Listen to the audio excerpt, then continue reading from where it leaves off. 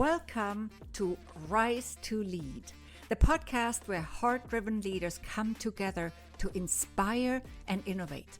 They will share actionable tips and insights that help you lead your team more successfully, advance your career or business as a leader, achieve greater impact, and experience deeper fulfillment.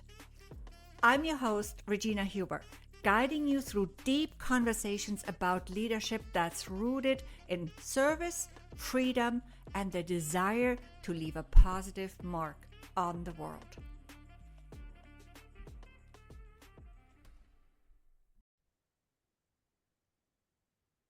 Welcome to the Rise to Lead podcast. I am so thrilled to introduce you to a very, very dear friend from Florida and a very powerful coach as well. And he's going to share a lot about that in just a minute. Scott Ferguson. Scott, so awesome to What's have happening, you on. Regina? We miss you here in the States. I'll tell you that. I miss my Cava buddy here in South Florida, but I'm blessed that you're out there making it happen and seeing like with the big things that you're putting out with this fantastic podcast. It's just amazing. It's great. Thank you so much. And I definitely hope to be back and forth, so I'm not like gone forever. Nothing. Yeah, you can't do that to me. Anyway, it seems to be. Yeah, so welcome to the show. Thank you for having me. Blessed. Yeah, yes. Total pleasure. Now, allow me to quickly introduce you to our listeners, those who surprisingly do not know you. Scott Ferguson is a mental conditioning coach, lifestyle optimization artist. I love that, which is a fancy term for life coach, a relationship creator, micro-influencer, and the host of the top 2% globally ranked Time to Shine Today podcast that I had the honor to be a guest on last year as well. Yes. Yeah, it was amazing. We had a good time. We did. We had a blast. I remember that too. You had some very funky questions at the end. You know what? I pick up interview styles from everybody else. I'm a big believer in regurgitating. I just put my own kind of flavor for it. And I got the face for radio. So the podcast works out good for me. It's great. And then this is also going to be on YouTube too. Awesome. Yay. You like here? We both look great. And I remember we really had a blast. Yeah, I totally do. Yeah. So plus I had the pleasure to meet you in person in Miami once. Yes. Yeah. And have a longer conversation, right? Such a lot. It was nice. It was a day well spent. That's the thing. We bounced ideas off each other, built a friendship, and that's kind of what life's about, right? Is those memories and those connections that you can make through the way, and how it just helps with your outreach to be able to help and serve as many people as we can. Absolutely, absolutely. And I still owe you lunch. Go over to France or Germany or something. That'd probably be the better way to do it. Exactly. Or we could meet halfway on a steamer. Never know. Fun. Yeah. All right. Scott is on a mission to ensure that no one ever feels like they have no one. And I totally love that. Having gained profound insights from personal coaching experiences and empowering countless individuals, Scott understands that everyone possesses inner desires that often lack the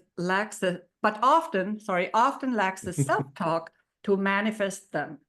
By engaging in genuinely transformative conversations, Scott exudes an unwavering passion to propel you towards reaching your utmost human potential.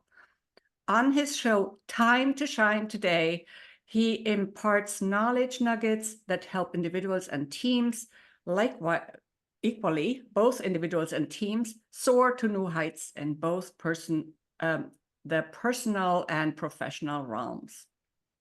As a distinguished veteran of the United States Navy, Scott proudly considers himself a real estate junkie, rooted in a genuine love for giving, intentional living, jiu-jitsu, the beach, fitness, yoga, rescuing fur babies, and volunteering. His multifaceted persona amplifies his impact on the world. Yay. Yay. You can introduce me anytime, Regina. Thank you.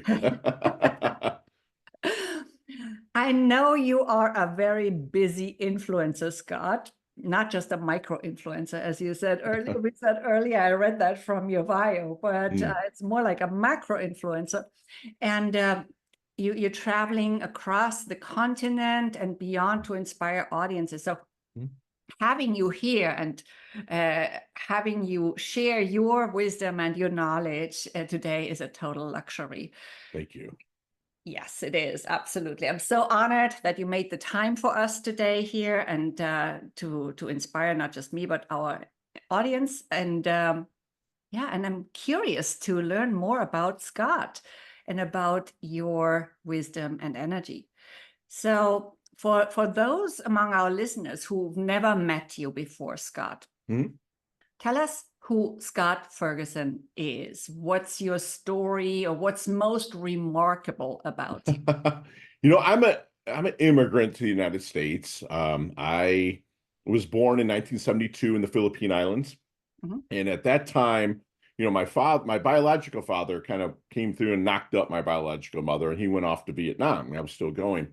And so at that time, the Philippines islands were actually taking bastard male babies from their mothers and shipping them to Spain, because Spain kind of controls the Philippine Islands. And also, I'm 6'1", I go about 230. I'm not a small guy, and they didn't want a lot of those sized people in the Philippines because they would think that we were going to physically take them over. So they were kind of getting rid of, not rid, but kind of shipping off to Spain. No one really knows about what happened to those babies as well. And I was blessed to have a couple that was in the Air Force station in Pampanga Bay, and they had 2 kids. They were looking to adopt, so they literally started the adoption process the second I was born.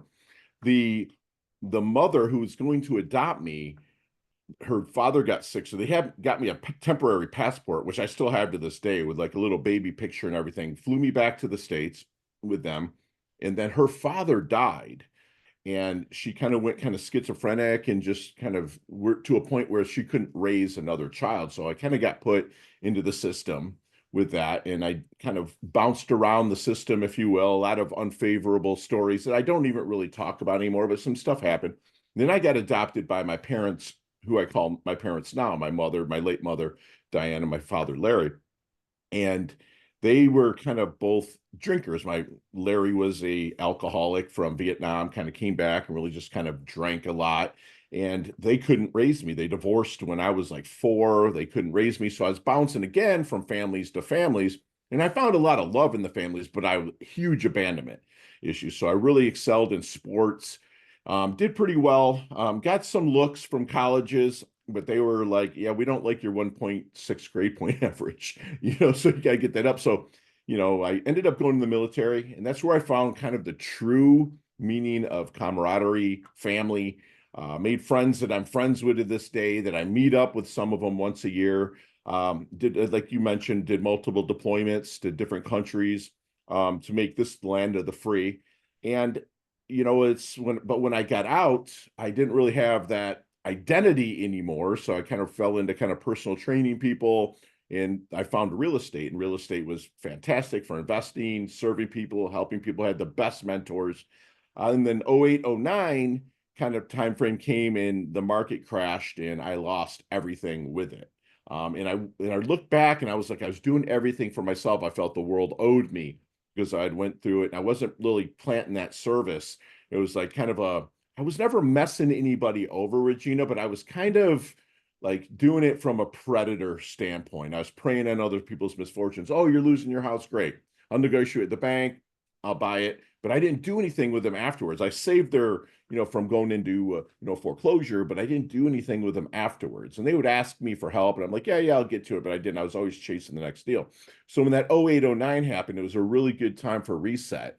I was legitly homeless because I went through a divorce, and I had me and my Rhodesian Ridgeback in my car and my dog, and we were literally, kind of chilling out at rest areas.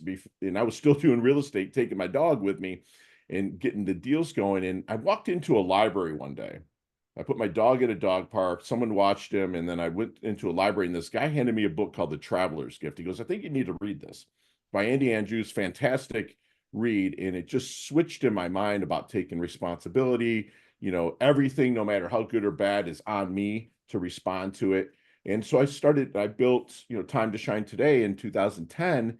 My mother was my first subscriber, to my email list. And, that's 14, almost 15 years. And, we just come from a place where we plant a lot of service, knowing that we're going to harvest our cash, we'll harvest our goodness on the back end, but it all just really stems from a place of service. And that's kind of it. I kind of really accelerated it. I was sought after by TV shows because other things happened, during those times, but I just don't really share them that much just because they're in my rearview mirror, but Okay. coming from a place of abandonment and really helping and leaning in and serving people it's my destiny. It's what I wanted. And now I get to do it. Well, that's the perfect segue into my next question, because this this podcast is about heart-centered leadership, and Yes. service is a part of this, right? So how would you define, apart from being focused on service, how would you define heart-centered leadership for yourself? For myself is being more like my superpower is curiosity, right? Mhm. I'm more interested in hearing your story than telling you mine. And that's, I love to network. I love to meet new people. I love to see who I can help and serve because I'm just a big believer in, give it, give till it hurts so good. But also, Regina, where a lot of people make the mistake, they're not open to the reciprocation, Mhm. right? So I do it not to be reciprocated to, but doing it, no, I'm going to be, something's going to fall in my lap. It doesn't have to be money. It could be a call from my goddaughter that is calling just to chat with me and not ask for money. It's just, everything's that happens. So coming from the heart is really digging into whoever I'm in front of. And they don't have to be on my coaching roster. It's just whoever that I can help, I'm going to help if it's within my reach. And that's where kind of my podcast kind of launched because I'm able to help more people through that because of guests like yourself that came on in episode 380.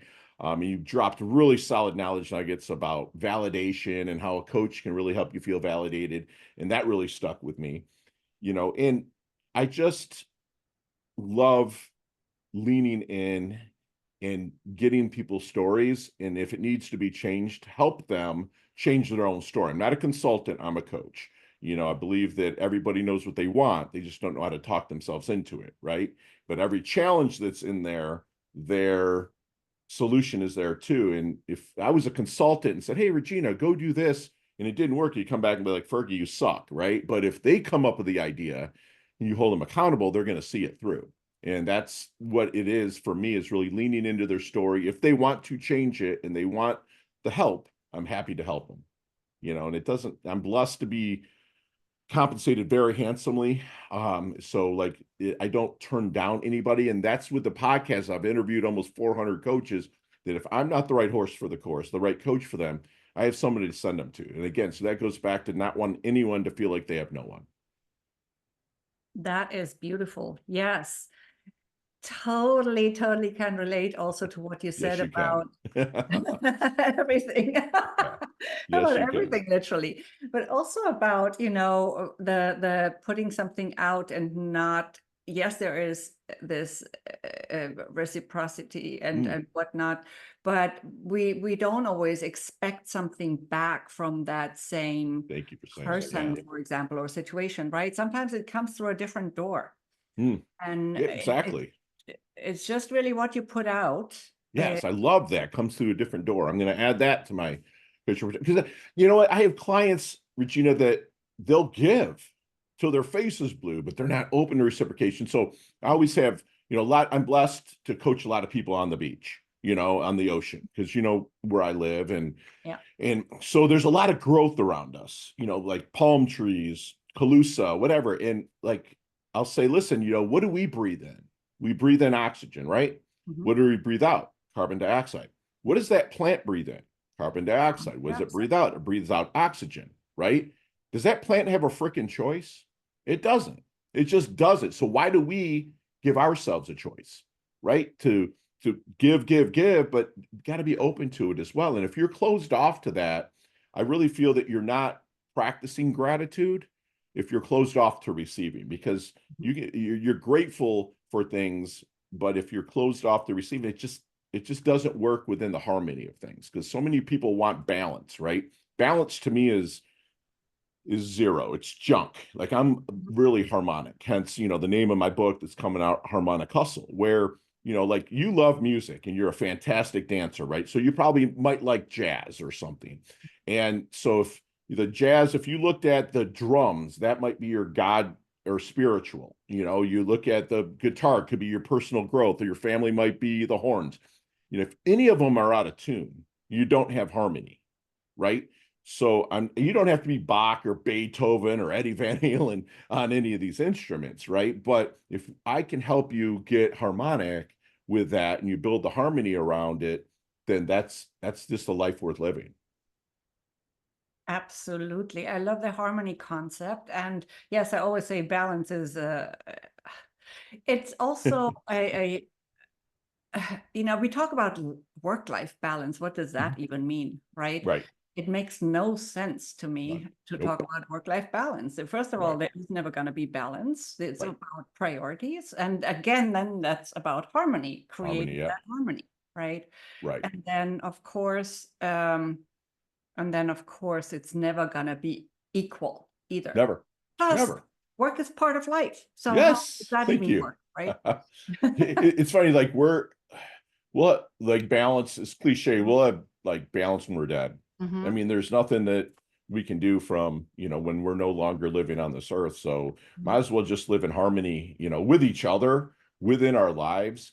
And we're always going to be coming out of tune somewhere in our life. Again, whether it's God, spiritual, money, work, community, recreation, we're always going to be out of harmony. It's just going to happen, and there's nothing we can do about it. So that's where I look at it. I don't look at it as a problem. It's a challenge that I get to overcome, right? And that's where, if I can get my clients that I'm blessed to coach, geared towards looking at solutions and finding those solutions through service, dude, there's nothing better. Absolutely, absolutely.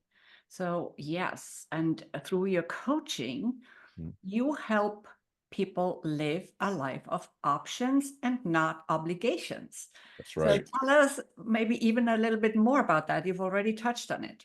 Yeah, a lot of the people. I asked a gentleman one time that I was interviewing, and I got to give him love on this, because Mike Malatesta, he said, I asked him, "What's your definition of success?" And he's like, "Living a life of options and not obligations." And it was like he didn't even like stumble. He just, that came out of his mouth, and it resonated with me. And he's a shoulder of a giant that I stand on for help. Like, he's so great. He's sold billions of dollars with the companies, and he pours into me as much as anybody ever has. And we're not even that great of friends, right? But he just does.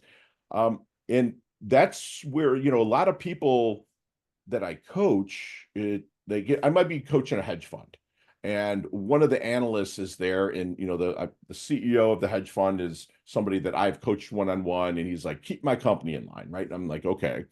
And every single time that I sit down with somebody that's not making the money for the company, not every single time, say 90% of the time, it's something that's going on at home.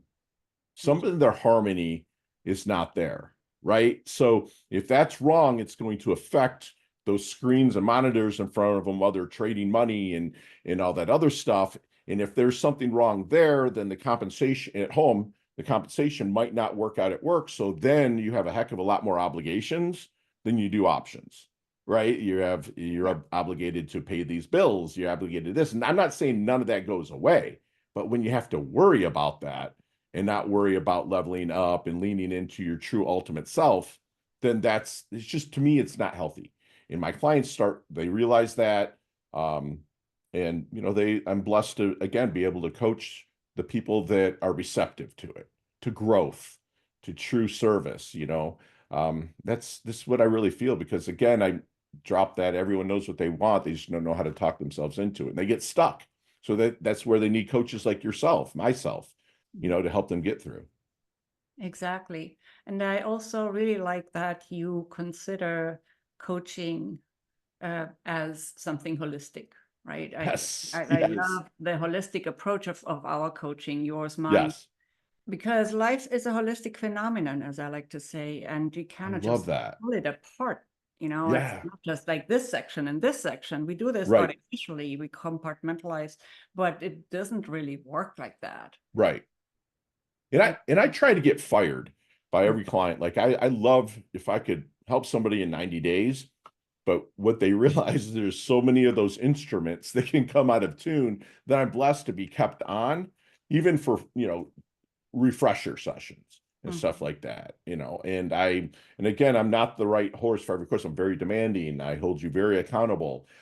Someone you might need more of a velvet touch than I give. And I put that all up front during our discovery session, right? Yep. I'm like, listen, I'm going to expect this. And if you can't do this, then I'm going to step away and I can help you out finding somebody else, but I'm doing you a disservice if you don't pull through. And I know that it works, but it might not be the right flavor for that person. It might be someone that's a little bit more meek and can't, like, anything might set them off, right? So I got people like you and other people that I can be like, hey, again, I don't want you to feel like you have no one, Mhm. I'm going to put you with them. So that's where really kind of built the Time to Shine Today platform out, we are a one-stop shop for help, right? I'm not probably going to be able to help you. I might be able to help you with 4 or 5% of what's going on in your life, but I will have somebody for everybody. Just being, it's never the lack of resources in someone's life, right? It's a lack of being resourceful, right? And I want to be a resource so they can lean on me to be resourceful so I can put them with the right person if need be. If Yeah. that makes sense. I'm It just kind makes of a lot talking. of sense. It makes a lot of sense. I love it. It's also really important to yes, to just acknowledge when it's not the right fit. Yeah, You know? absolutely. Because I've fired sometimes also myself more the other times than you person can know. doesn't want to say it. Yeah. Yeah. You know, I'll tell them I'm not the right coach, and here's Hmm. your money back for the time that I'm not coaching you. I mean, I would rather put that back out into the universe and give them back and put them with someone that's going to work. Because one, they're going to remember me. They're going to be like, hey, he wasn't right, but they might know somebody that needs, my clients are required to send me their morning protocol. I have Hmm. 37 clients. They send me a text every morning, and it's an 8-week protocol that they have. And by the time of 8 weeks is going on, they're journaling, right? So, I set them up, but the first week would be, 3 things you're grateful for. Next week, 3 things you're grateful for, plus your intention for the day. And then the next week, I add on your act of service, your person of influence, and it just goes on and on. So they're living that life of, having time for themselves and to really lean into themselves so they can serve and reach out to the world. Right. It increases our Yes. appreciation Yes. to do these things, and therefore our vibes, right? And we Right. attract better things. Yes. Right. Yes. And what and also more of the right people, right? Yes. And that's also something that Mhm. that changes, because as our energy changes, our energetic vibration changes, Yes. everything changes really. Right. Yes, 100%. And you are so much more in tune than that, and I am, and that's why, I respect you immensely, because like you're the holistic that I got from the communication within the podcast, actually meeting you, you're really well-rounded. You know what I'm saying? And that's why, that I leaned on you for a few things, last year. I know I've asked you for stuff and you came through, didn't ask for anything. So I'm like, oh, got to take you to lunch, So it was like, yeah, you're a blessing to the world. And I like to, your vibe attracts your tribe, right? That cliche, that's what I like to do, is vibe with the people that are really wanting to soar with the eagles and not really peck with the chickens too much. Yeah, absolutely. Well, thanks for saying that. I You're appreciate that. welcome. I can only, I can only say the same. Thank It's you. really something, if I sort of know who I would send over to you as a Mhm. client, I think. Mhm. Yeah, So that's really good also on my end, when right. somebody comes who needs that particular approach, Sure. then I also have somebody in mind. Now, you said, okay, you help your clients live a life of options, not Mhm. obligations. Mhm. My work, I sometimes call this a freaking amazing life, which, Yes. Yes. which is not the perfect life, but it's No. like the perfect for you life, which is Right. different, right? And which is Right. also not like without its challenges. It's just about using our so-called adversity and call it Yes. and turn it into an opportunity, or at Right. least into a lesson, right? Yes. Absolutely. So, all right. So how do you support leaders specifically, or leaders to be, Mhm. and and then how do you show up as a leader yourself for them? And we already have a little bit more of an idea Yeah. of the latter, because you already described that a little bit. But so who would be leaders that you support? I mean, we all need to lead Yeah. ourselves, no question, Right. right? But mhm, Servant leaders to me is kind of the A game, the varsity squad, the people that, they don't necessarily have to lead by example, mhm, because sometimes they're just not in front of you. You're not able to see them, but the people under them need to know that they're there if mhm, they need that conversation. And I just believe, I'm a Christian, okay, and that Jesus was a great leader, to me, okay. And he gave of himself. And that's where a lot of the leaders that I see, they're so interested in pressing upward to impress rather than kind of reaching down and pulling people up. Part of my coaching plan is, a plus equals minus, where every day you must find someone that you want to emulate, okay, someone you look up to, and learn something from them. You don't have to learn it like I'm not going to call you every day, mhm, Regina, and be like, oh, but you might have wrote something and learned something from someone, someone that wrote a book. And then the equals is like kind of like what you and I did at lunch. We kind of talked, rapped about stuff, traded stuff. And then, the minus is sending that elevator down to bring somebody back up to you. So a true leader to me would live the ultimate plus equals minus life, where they're still looking to learn and grow. They're going to trade, ideas with people that are on their level, but they're never going to look down on somebody. They're going to, if they do, they're looking down to lift them up. So mhm, that's where leadership is to me, is that plus equals minus, period. And if you, with that becomes responsibility, which again, responsibility is nothing more than the ability to respond, right? It's rooted right in the words. So a good leader is going to be able to respond and not react. He's going to be able to listen with his neck, meaning it's not just listening with his ears. He's listening with, like, I'm going to look, if I was across the desk from you as an employee or somebody that I'm working with, I'm going to listen with my eyes. I'm going to listen with touch every once in a while if needed. But I call it listening with my neck, where I'm really leaning in and exercising that power of mhm. curiosity. So that's what leaders need to be, to me, is very curious, never knowing everything, always looking to get better, always looking to trade, and always looking to lift somebody up. That's a true leader, period. Well, listen with your neck. Yes. That is something new I have learned just now. Yeah, you just kind of like That's leaning in, yes, it with tells that. you, Yes. it's a great image to use. Yeah. Absolutely. Yes. So I've heard you say you don't take life too seriously. Expand Nope. on that a little bit for us. It's because of some stuff which I never get into that happened overseas. Mhm, You kind of realize that pretty much anything's easy, right? It just is. When you're in certain situations, you realize that other situations are just easy. And I carried that forward into my life. Now, I'm not saying that what you're going through isn't hard. It's just there is an option to be able to get over that. So, actually was on a movie one time, kind of a comedy. Ryan Reynolds, he's an actor all the women love, but he was in a movie called Van Wilder back in 2000. And he said, he's like, my mentor said, don't take life too seriously. You're never making it out alive. Right. Which is the truth. We're all going to expire. And I think I asked you about your dash, that little line in between your incarnation date and your expiration date, your life date and your death date on that tombstone. My dash, I want to be able to kind of metaphorically slide across home plate, bumped and bruised, but know that I've taken a lot of people with me in the game and made their life better. And if I couldn't, I found somebody else that will help them. And to me, that's just a life well lived. Wow. Yeah. I love it. And you just inspired me intentionally maybe because I Yay.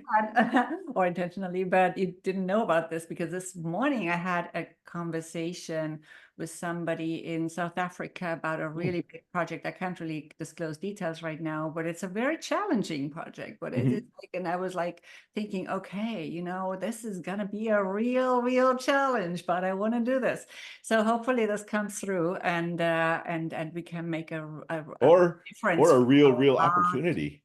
Right. Right. But it's really because Yeah. of what you just said, because it would touch a lot of people's lives. Yes. Yes. That is the greatest thing about it. Yeah. Right. Yep. So yes, and when we don't take life too seriously, that also, of course, contributes to greater happiness overall. So when who Less doesn't want to stress, be happy, less right? worry. Less stress. Right. Yeah. You know, I mean, I believe that like you do, you're the epitome of this, Regina. That's why I respect you immensely. Is, you know, I was told again, I believe the more you mentor, the more immortal you become, right? You know, so like even if you pass something on to somebody, they remember you and it keeps coming back. They're like, I heard it from Scott and it comes to me. Because I, you know, the name of my second book that really is called Regurgitate. And it's just taking podcast interviews and getting my takeaways from it and putting it in a book and giving my interviewee a lot of cred with a QR code and everything else. But I put in my words, my takeaways. It's no different than what Tony Robbins does with what he learned from Jim Rohn to Earl Nightingale back to Wallace Wattles, all the way back to Seneca, Aristotle, you know, whatnot. But everything's regurgitated. So if you can regurgitate forward, right, you're going to help everybody. That's why I'm always looking to that plus, that plus equals minus that plus. I'm always looking to plus myself on a daily basis, you know, and just serve. I know I've said that a lot, but service to me is everything. And I believe that what you do, getting back to that, is you do and I do what you love in the service of people that love what you do, right? So you like you're an awesome coach, right? And you love coaching. And when you coach people see that you absolutely love coaching, right? So do what you love in the service of people that love what you do. And that comes from another person I respect, Steve Farber. And, you know, he kind of drew that up for me in a private session one day. And I was like, that's amazing. That's so true. I do what I love in the service of people that love what I do. And that's what life is about. Or Yeah. write it down. Yeah. Write that down. Yeah, exactly. You call it a writer downer. Okay. All right. Yeah, well, thank you so much for sharing this great Yeah. line with us. Sure. So Scott, I know you practice jujitsu, you practice yoga regularly, you get up early to do all of this. So how do these practices contribute to your growth, your happiness, Yeah. and to really living that life of options You know yourself? what? Yeah, the early rising was not I'm not a fan of, because when I got Okay. out of the military, you know, I was like, oh man, I never have to, like, if I don't want to wake up early. And then I just kind of figured, wait a minute, if I wake up, run for the cup of coffee, run, you know, even if I blast through a half-ass workout, whatever, it's like my day is not complete. I did not serve the most important person, which is me. Right. I'm sorry. I'm selfish when it comes to that. My first 90 No, sorry. minutes to 145 or an hour and 45 is about Ferg. That's it. Nobody up, nobody. Well, my pit bull Stitch, he gets some love during our walk that morning, right? But it's all about me. Okay. So I know that if I take care of me, even if you look up selfish in the dictionary, it's not a negative connotation. It's, you know, treating yourself so you can help others attain. So if when I get up and I have my protocol of immediately rising, and I actually sit on the edge of my bed now and just kind of let the synovial fluid, because I've battered my body a lot, you know, just kind of get set. And then I go immediately into a Wim Hof breathing situation, immediately into a cold plunge. Okay. And then, you know, the cold plunge, you'll get those, you know, that blood oxygen, you know, oxygen saturated. Then I go right into a workout. If it's jujitsu morning, I go to the academy. If it's not, I go to the beach, and there's always people on the beach working out. You can join, whatever, you know. I'm a big believer in Fergie in the morning, period. And there's no exceptions to that at all. It's me, me, me. And now 9 a.m. Eastern time rolls around,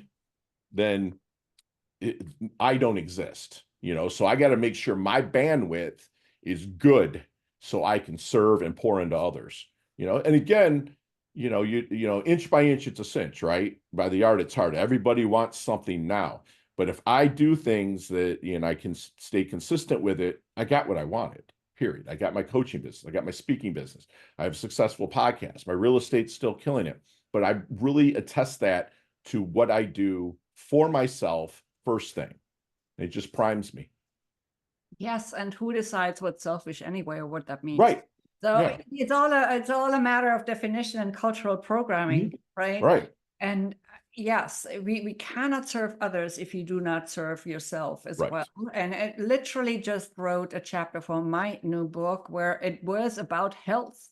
Yes. It totally fits with what you just said. There was this moment when I almost passed on from malaria or other malaria medication, I would say.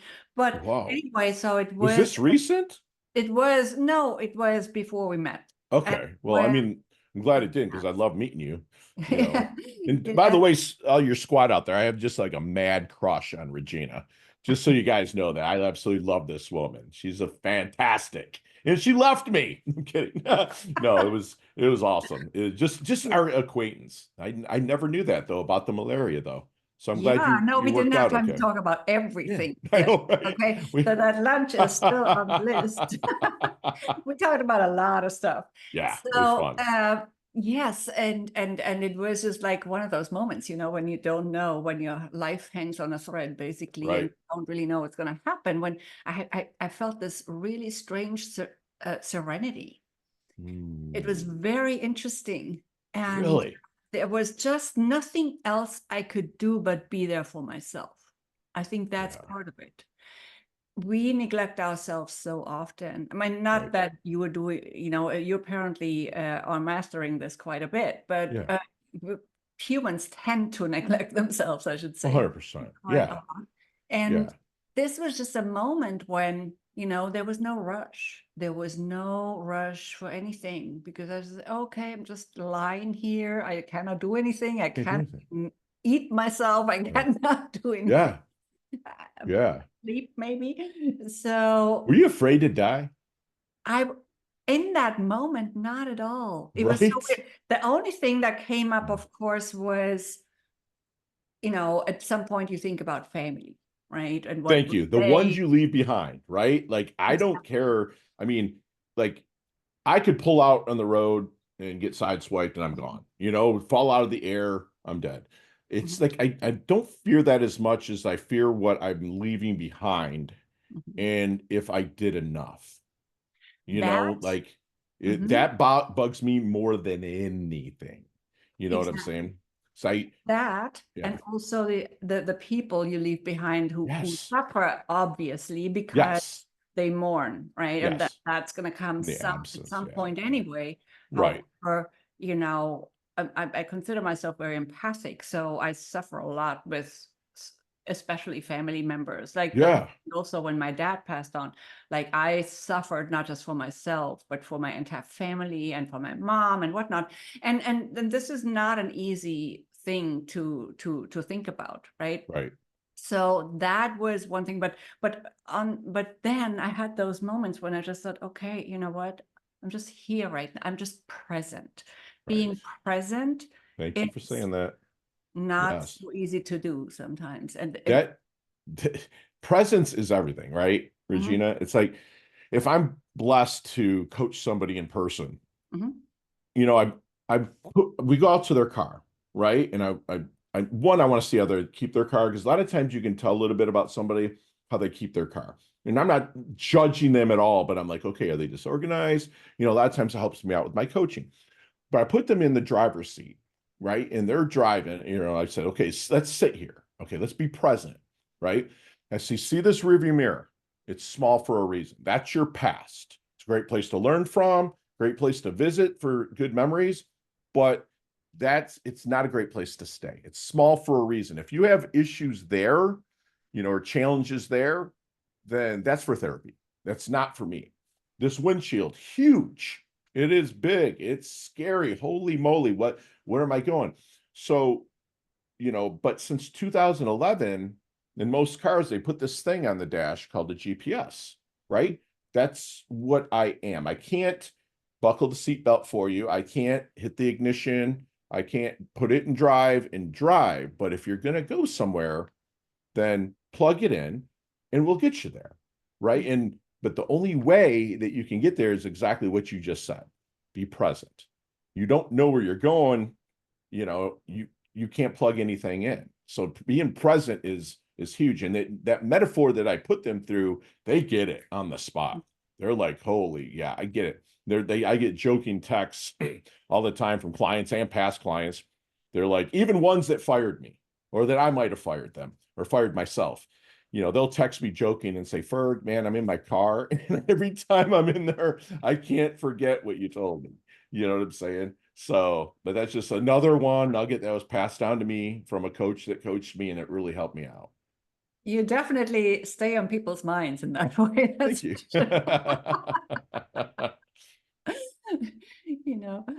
So yes, and it's with these situations we can teach much more than with theory oftentimes. Yes. Right? Yes. It's like so much more.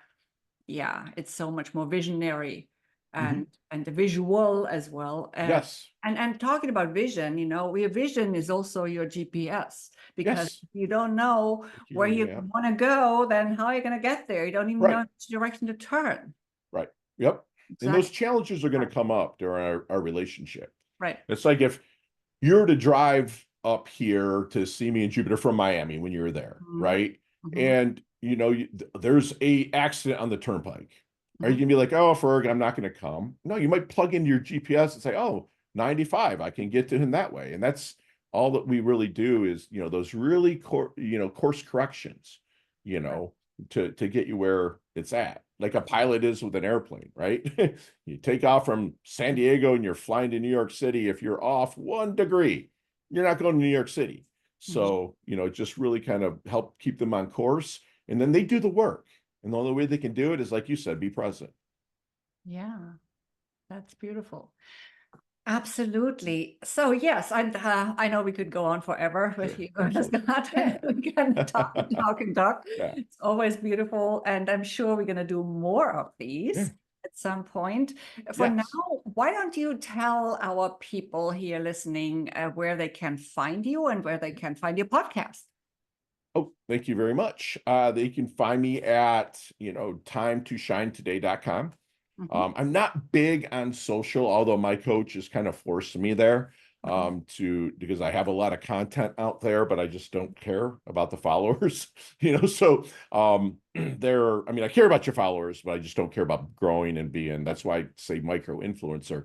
They can find me at timetoshinetoday.com. You can call our office at Time to Shine Today, 561-440-3830. I offer anybody and everybody a half hour of power, which is a conversation with me. If you're stuck on something, and that's 100% complimentary, and I'm happy to do that. So I so appreciate you for this platform. This is amazing. So people, if you want a free hour of power coaching session, then definitely take advantage. You will not regret it. Yes. And yes, so do you have any last words of wisdom, anything that I have not asked you that we have not done that you'd like to share?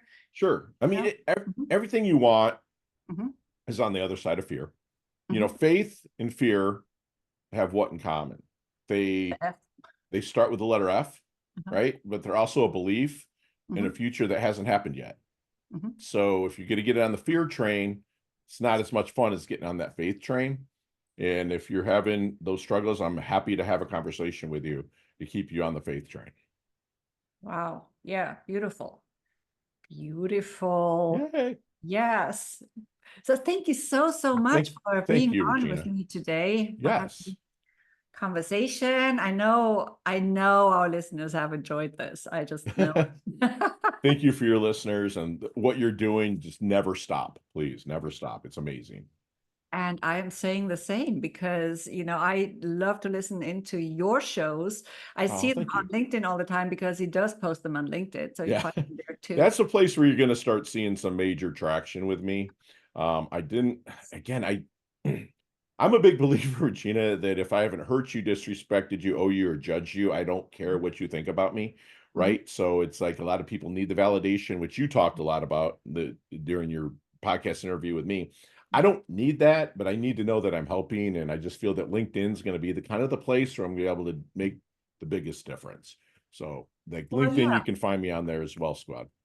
Well, yeah, and you can reach more people this way. Yeah, That's what it's also about. I mean, validation by others is nice.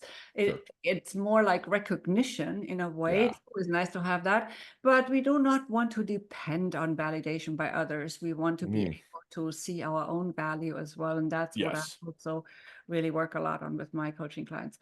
So, yeah, again, so lovely talking to you and Yay.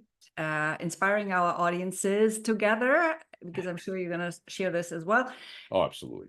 I wish everyone listening, and of course you, Scott, a beautiful rest of your day. Make it worth living, and I'll see you soon.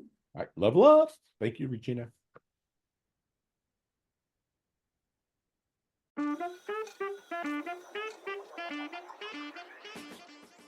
Thank you for tuning in to Rise to Lead.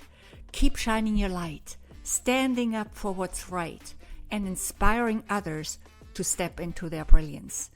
If you liked this episode, please give it a 5-star rating and subscribe to the Rise to Lead podcast on your preferred podcast app. Until next time, it's Regina Huber, and in the meantime, remember to rise to lead.